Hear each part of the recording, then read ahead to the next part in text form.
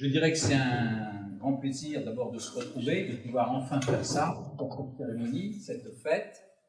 Je crois que la poésie n'a pas besoin de commentaires, hein, il faut l'écouter, il faut en profiter, je dirais, ça fait du bien par les temps difficiles qui courent. Place au poète, merci.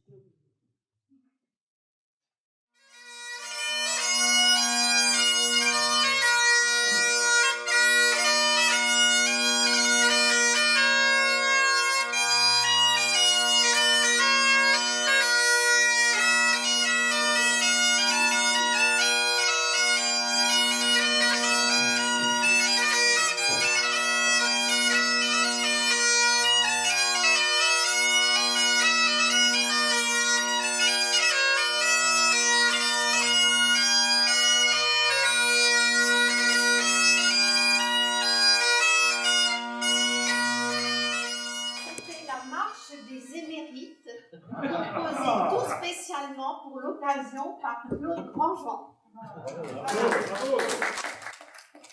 Poème, je t'aime.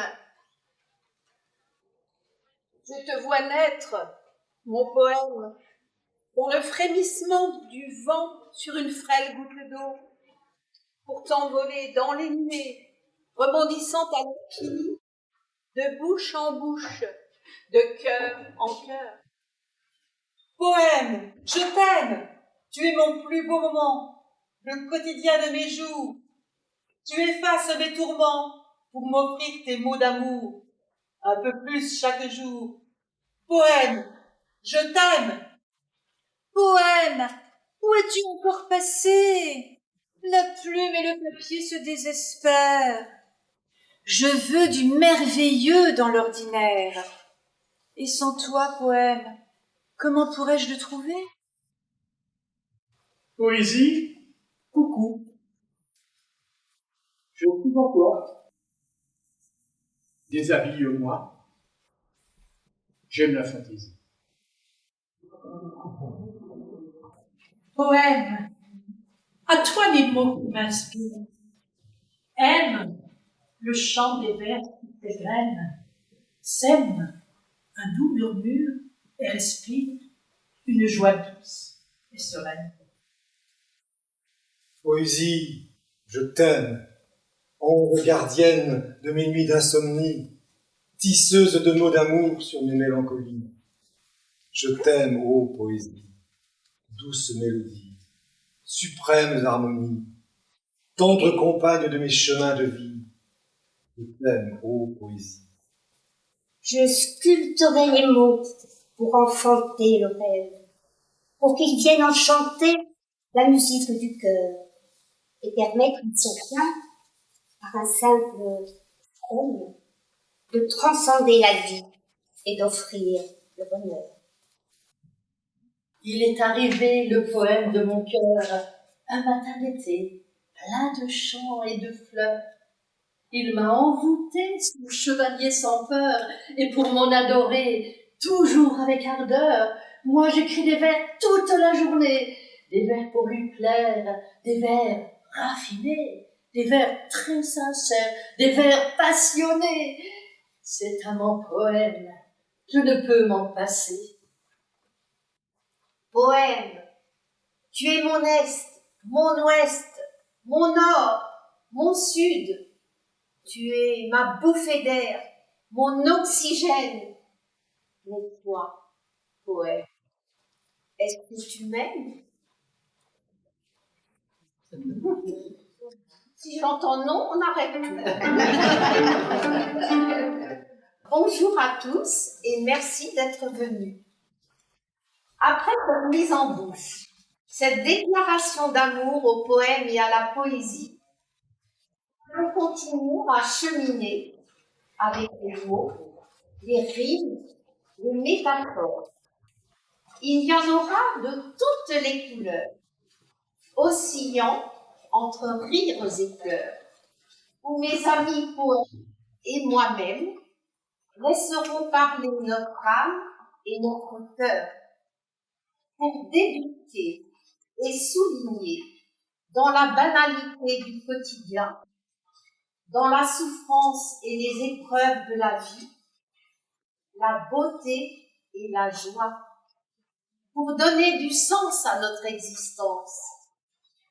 Avec notre violoniste, la musique accompagnera tout du long ce récital, car elle manie la poésie.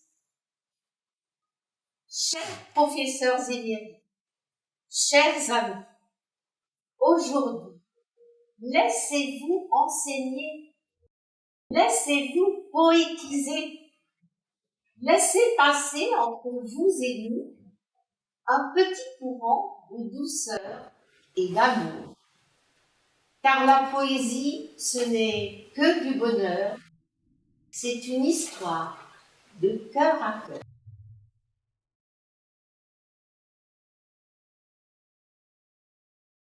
Un matin, alors que je promenais mon chien, l'un d'eux m'a dit « Laissez les voitures passer, laissez les gens se presser, laissez les agents verbaliser, laissez les femmes lécher les vitrines, les petits-enfants sucer leurs tétines, laissez les amoureux se pécoter, les commères papoter, les bébés trembloter, les pépés trembloter.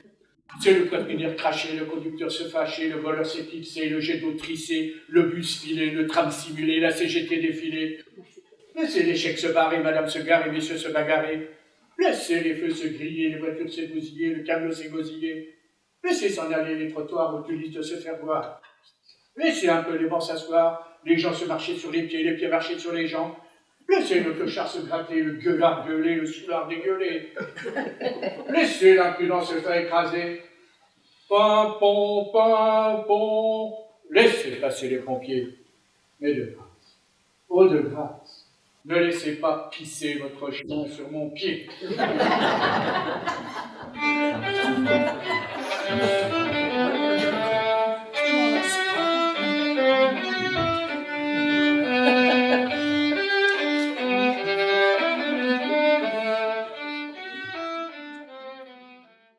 Dans l'opacité des ténèbres, figeant la vie sur un catafalque de ciment. Mais soudain, sortie du tréfonds de l'âme du monde, une onde mystérieuse déchire le voile de la nuit. Et sur la crête des vagues, une flamme encore vacillante danse à l'horizon et se mire dans la création, suivie d'une multitude d'autres fulgurances de lumière qui s'avancent en procession, portant l'ostensoir du soleil.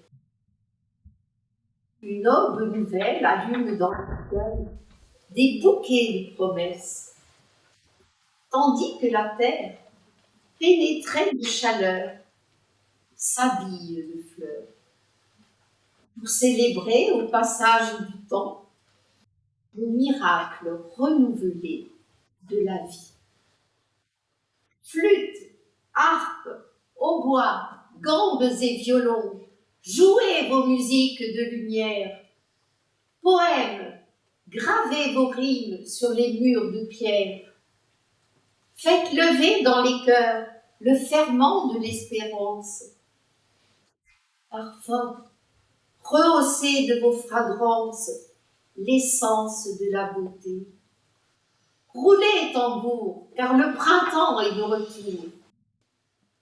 Par sa clarté tour à tour, légère et éblouissante, il conduit la nature vers des lendemains qui chantent.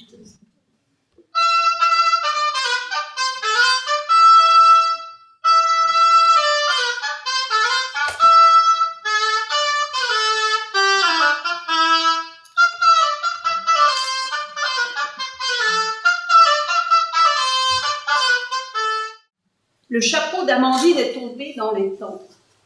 Quand le vent follet, l'a chassé d'une rafale, il s'est d'abord envolé, a tiré en folle spirale, puis s'est posé avec douceur sur l'eau verte au reflet d'argent. Le chapeau d'Amandine a flotté sur les. Alors le vent, Le Vamprime Sautier s'est amusé à cache-cache, avec une tendre émotion, dans les cheveux noirs d'Amandine, des nuances évolutes en accroche-cœur. Puis il a filé sur les temps, poussé en force, poussé au loin, tel un bateau sans équipage, le chapeau d'Amandine flottant dessus les temps. Les longs rubans de soie violette ondulent en souple extravagance à la surface de moire des eaux. Et le souffle d'été a poussé le chapeau d'Amandine, tel un radeau abandonné, dérivant vers la rive d'ombre où s'ébattent en chœur les fiers canards sauvages et les mouettes volages. Et dans le soir, sous la lune d'argent, sous le miroir des eaux où dorment les étoiles, le chapeau d'Amandine a rêvé sur les temps. Le sablier du temps. Le temps qui passe est un sablier tenace, qui s'écoule jour à jour, sans aucun espoir de retour, sur les folles espérances de nos beaux chemins d'enfance. Jamais rien ne le retient. On aimerait arrêter son cours, mais il nous file entre les mains et court. Il court, sans se retourner, comme un dératé. Jour et nuit, il s'enfuit et nous enfouit dans les ombres de l'oubli. Il estompe nos meilleurs souvenirs et nous laisse avec tous ses désirs, suspendus, inachevés, qui ne donnent que regrets. Mais il est vrai, hélas, que le temps fugace emporte notre jeunesse à toute vitesse. Pourquoi succomber à la tristesse?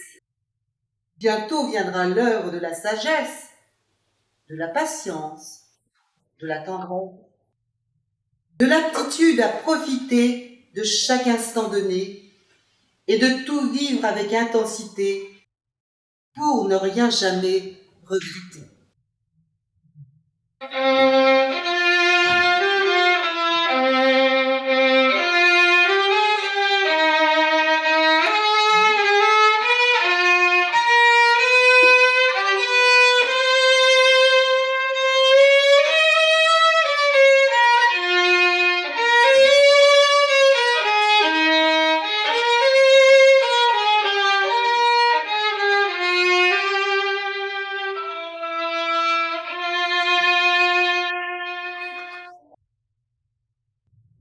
Je l'aime, ma terre, quand l'horizon repoussant la nuit l'unit au ciel laiteux, quand elle s'éveille, tremblante, sous sa percale blanche, troublée par le baiser des étoiles.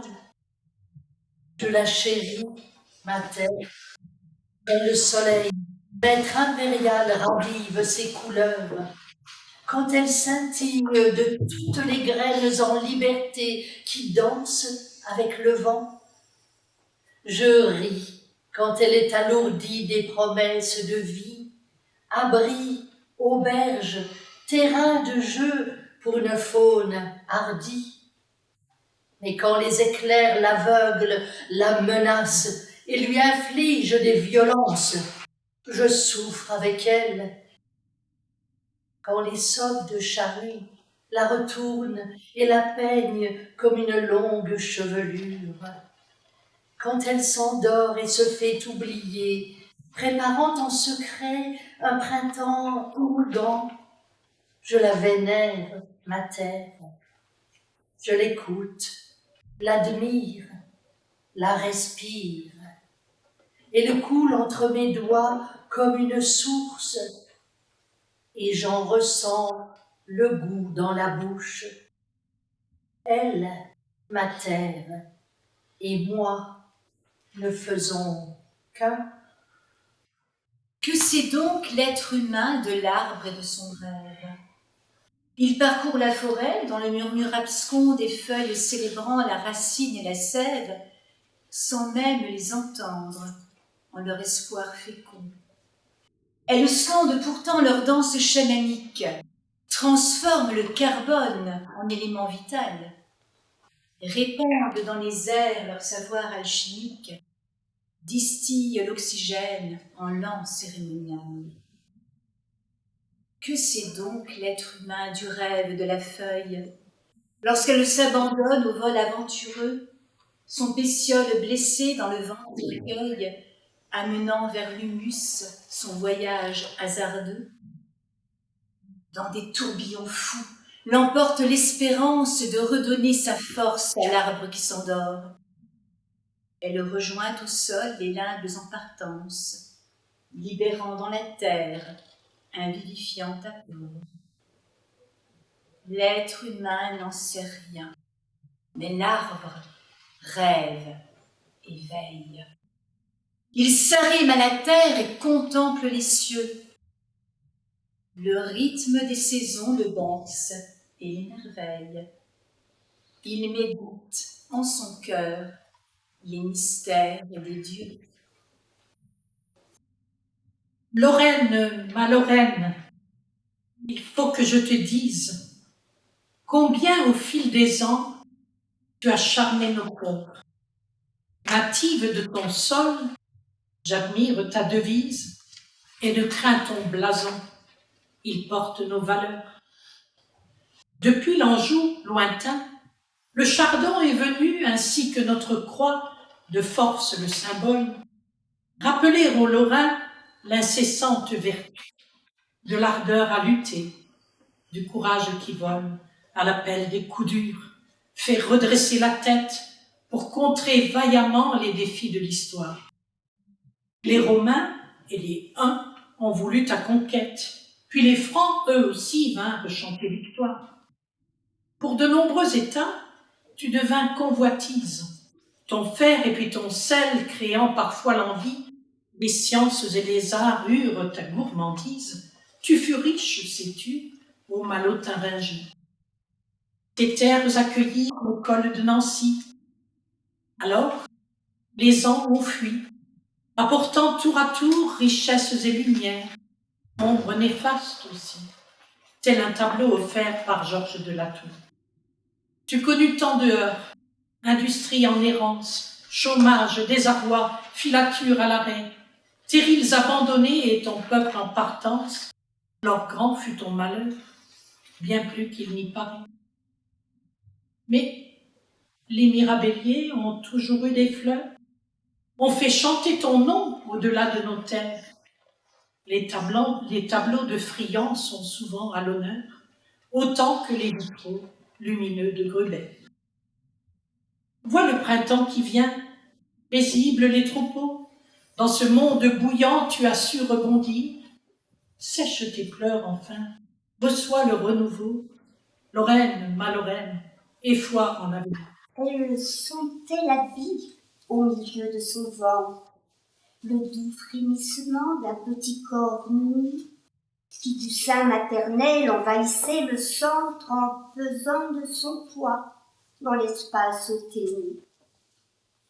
Le fœtus, quant à lui, s'impatientait de naître, car issu du divin, il captait le savoir, celui de tous les temps qu'il désirait transmettre comme un cadeau d'amour, de l'être et de la voix. Il avait du comment, le pourquoi du mystère, la conscience du tout dans l'infini des cieux, et le livre de vie apportait à sa mère enfin que sa lecture illumine ses yeux. Quand l'horloge sonna l'instant de la naissance, ses poumons dilatés, il se mit à crier pour révéler ainsi toute sa connaissance sans omettre un détail, de crainte d'oublier. Mais son ange gardien se posa sur sa couche et délicatement saisit un petit doigt qu'il alla déposer sur l'ourlet de sa bouche en murmurant un chut pour étouffer sa voix. C'est ainsi que le sort, par le seul fait d'un geste, invite les enfants à demeurer discrets et laisse l'amnésie happer le don céleste en forçant la mémoire à perdre ses secrets. Au-dessus de la lèvre, en arrivant au monde, l'ange contraint l'index à faire un grand effort. Le sillon sous le nez, cette empreinte profonde, témoigne qu'il a dû presser un peu trop fort.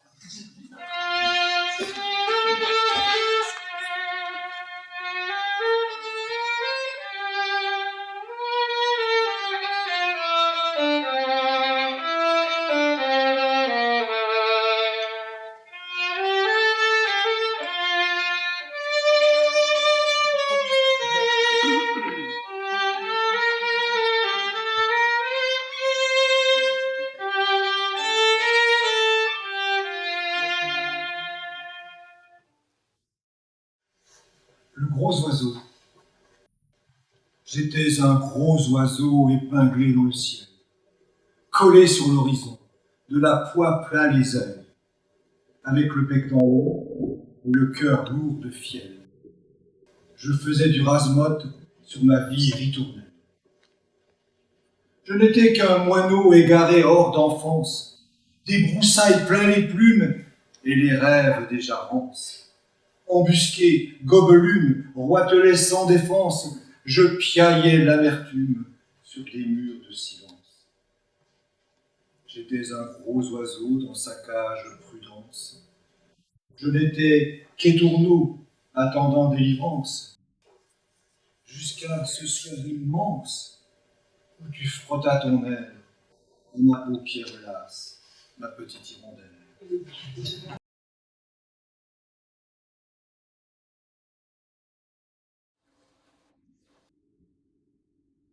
Un mal qui répand la terreur. Mal que le ciel, en sa fureur, en vint punir les crimes de la terre. La peste, l'appelée par son nom, capable en un jour d'enrichir et rompre, faisait aux animaux la guerre. Ils ne mouraient pas tous, mais tous étaient frappés. On n'envoyait point d'occuper à chercher le soutien d'une mourante vie. Nullement n'excitait leur envie, ni loup, ni renard, n'épiait la douce et l'innocente proie. Les tourterelles se fuyaient, plus d'amour, partant, plus de joie. Le lion tint conseil et dit: Mes chers amis, je crois que le ciel a voulu nous pécher cette infortune, que le plus coupable de nous se sacrifie au trait du céleste courroux. Peut-être il obtiendra la guérison commune.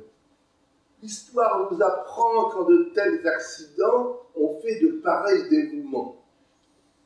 Ne nous flattons donc point. Voyons sans indulgence l'état de notre conscience. Pour moi, satisfaisant mes appétits gloutons, j'ai dévoré force moutons. Que m'avait-il fait? Nulle offense. Même, il m'est arrivé parfois de manger le berger. Je me sacrifierai donc, s'il le faut. Mais je pense qu'il est bon que chacun s'accuse ainsi que moi, car on doit souhaiter, selon toute justice, que le plus coupable périsse. Le renard prit la parole. Si vous êtes trop bon roi, vos scrupules font voir trop de délicatesse, eh bien manger mouton, canaille, sotte espèce, est-ce un péché? Non, non. Vous leur fîtes, Seigneur, en les croquant, beaucoup d'honneur. Quant au berger, on peut dire qu'il était digne de tout mot, faisant sur ces animaux un chimérique empire. Ainsi, dit le renard, et flatteur d'applaudir. On n'osa trop approfondir du tigre, ni de l'ours, ni des autres puissances, les moindres pardonnables offenses. Tous les gens querelleurs, jusqu'au simple matin, au dire de chacun, était de petits seins. L'âne vient à son tour et dit: J'ai souvenu qu'en un pré de douane passant, la faim, l'occasion, l'herbe tendre, et peut-être aussi quelques diables un peu me poussant, je tondis de ce pré la largeur de ma langue. Je n'en avais nul droit, il faut parler net. À ces mots, on cria: haro sur le baudet. Un loup, quelque peu clair, déclara alors au conseil: On devrait dévouer ce maudit animal, ce pelé d'où venait tout leur mal, tout notre mal. Sa peccadille fut jugée incapendable. Manger un peu d'autrui, mais quel crime abominable! Rien que la mort n'était capable d'expier son forfait. On le lui fit bien voir. Selon que vous serez puissant ou misérable, les jugements de cour vous rendront blanc ou noir.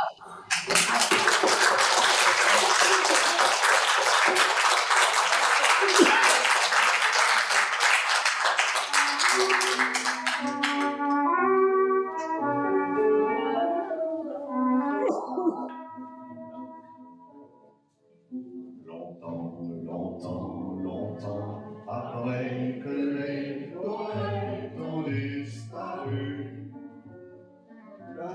la chanson court encore dans les rues.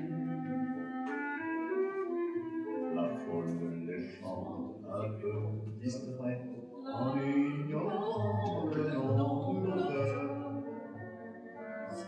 sans savoir pour qui battait leur cœur. Parfois on change un mot, une phrase, et quand on est à court d'idées, on fait la la la la la la la.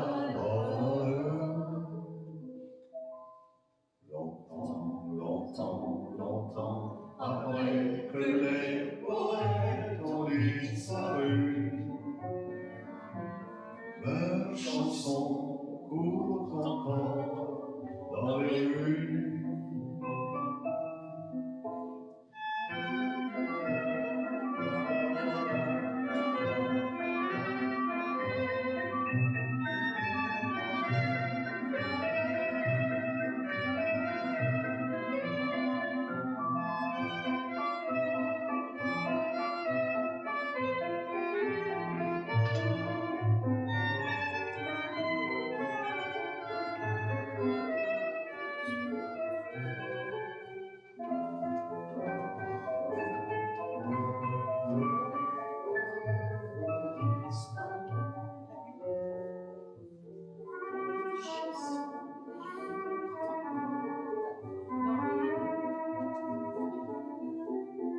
Leur âme légère, c'est leur chanson qui rendent gai, qui rendent triste, filles et garçons, bourgeois, artistes ou vagabonds.